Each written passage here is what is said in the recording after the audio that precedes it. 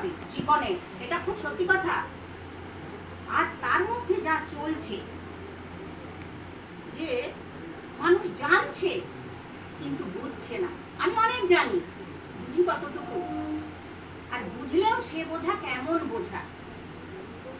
ওই মুক্তা যেটা বললো, দুটো ঘটনায় আমার দুরকম মনে হলো। মা যেটা বললেন, মা যেটা বললেন, যে একটা হচ্ছে ঠাকুর ঠোকর দিয়ে বোঝালেন যে আছি তো আমি তোমার মধ্যে, এই যে দুহাত প্রসারিত করে তাকে ঠাকুর তুমি বাঁচাও। আর একটা কি না, আমি জানি তুমি আছো।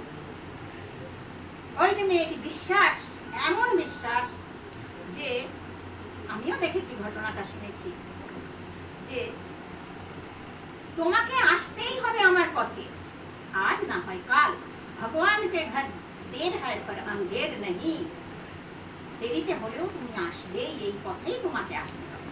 যে সেই মেয়েটিকে বললো যে তুই জয়রাধি করবি জোরে জোরে, তোর সাথে আমরা করব, বল আছে না, মেয়েটা বলছে, বাচ্চা মেয়ে হোস্টেলে থেকে পড়ছে। এই বিশ্বাস এবং নিজের উপরে বিশ্বাস, নিজের উপর বিশ্বাস মানে আমার মধ্যে ঠাকুর জাগ্রত আছেন। ঠাকুরকে একজন জিজ্ঞেস করলেন যে ঠাকুর, আমরা যখন বিপদে পড়ে আপনাকে ডাকি, আপনি শুনতে পান? ঠাকুর কি বললেন? বললেন তোমার ভিতরে ঠাকুর শুনতে পেলেই আমার শোনার শামিল হয়।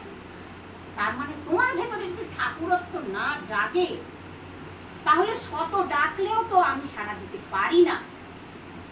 তুমি ডাকছো তোমার স্বার্থ সিদ্ধির জন্য, এটা ভাববে সবসময় আমি কি জন্য ডাকছি, তাকে কি চাই, আমি যা চাই সেটা কি ঠিক চাওয়া?